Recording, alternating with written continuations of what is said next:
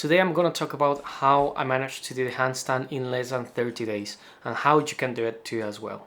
Now, for you to be able to master the handstand in 30 days, you really have to think about your body as an individual. Maybe you'll be able to do some of the stuff, maybe you won't be able to do some of the stuff yet. Now, when I talk about individuality, it comes to a couple of things: age, gender, diet, the sleeping patterns that you have, and the time available that we have to train. Everyone has their own life and everyone is busy. And I get it. And I've found a way to do it. And it only takes 15-20 minutes. I'm gonna show you the exercise that I've been doing. I'm gonna show you the things that you have to keep in mind. Now, when we talk about the handstand, we need to think about things that you have to do first. From my own perspective, I found that the handstand has 4 main points: hand, wrist, and forearm strength, shoulder strength and mobility, core strength, and the last one is gonna be learning how to keep tension in your legs, your glutes, and your feet. Now, for your grip strength, fingers, wrist, and forearm, I'm going to tell you which exercises are really good to develop and improve gradually. Number 1 is bar hold. Number 2 is kettlebell holds. Number 3 is getting into a push-up position. You're gonna lean forwards and backwards. You can do the regression, which is getting to your knees and do the same movement. You have to lean forwards and then you go backwards. And a progression is gonna be in a pike push-up position, is going forwards and backwards again. And the last one, which is kind of like beginner / advanced, is the frog stand. Now, the good thing about the frog stand is that you're training your core, your wrist, and your shoulder strength. For the shoulder strength, what we want to do, pike push-up, which there is like a regression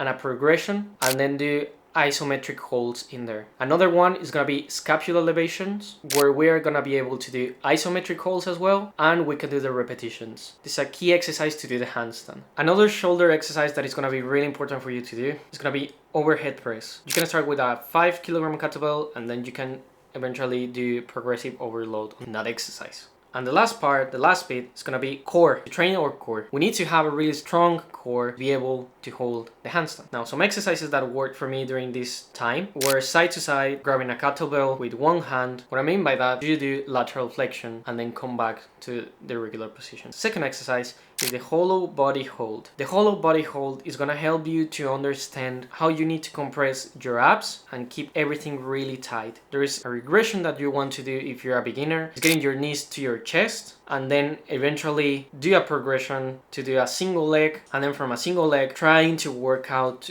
until you're able to do the hollow body hold. Another one is gonna be from a frog stand position to a headstand position. This is gonna help you to understand how to balance your body from your core, and it's gonna help you to understand how to maintain the position during the handstand.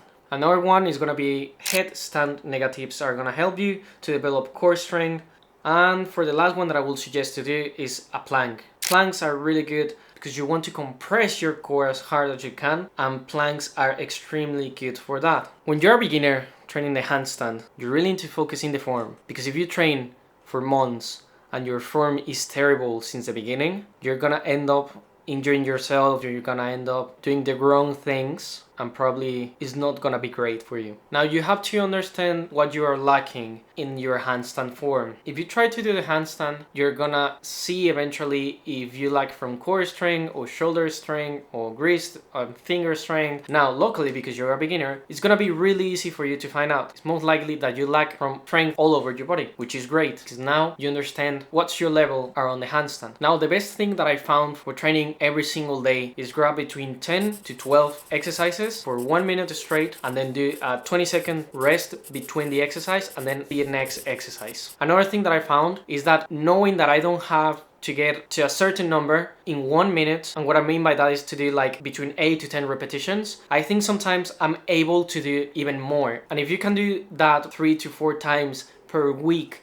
you're gonna be able to do the handstand eventually. The thing is, you have to be really consistent with that. Sometimes I'm gonna be focusing more on my shoulders, sometimes I'm gonna be focusing more on my core, and I'm gonna 100% suggest to you that you should grab a camera, you should grab your phone and record yourself. Why? Because eventually you're gonna see all that progress through the days, through the weeks, and you are gonna be able to see your form. Really important, the way you eat, the way you sleep, the way you hydrate yourself, and also like the way that you educate yourself around the movements, you need to look for more stuff. The more information you have, the more you understand, the more you learn, the easier it's gonna be for you to keep track through your journey for you to be able to hold a handstand. And if you struggle a lot with consistency, if you can do between 5 to 6 exercises and try to do between 2 to 3 times per week, you're eventually gonna get stronger. You don't have to push yourself every single day for 1 hour and do like 100 exercises. It doesn't work like that, and it's not gonna work for you. So I highly recommend that you train and you start from 5 exercises and then start jumping a bit more and then keep adding exercises. As a beginner, it's really easy for you to progress, and then the more you progress, the more excited you get, and then the more excited you get, the more you want to do. I hope this is really helpful for you. I wish I had someone to help me with my calisthenics journey, and as always, keep informing yourself. This is really important, and I hope you enjoy the video, and I wish you luck in your journey. See you in the next video. Bye.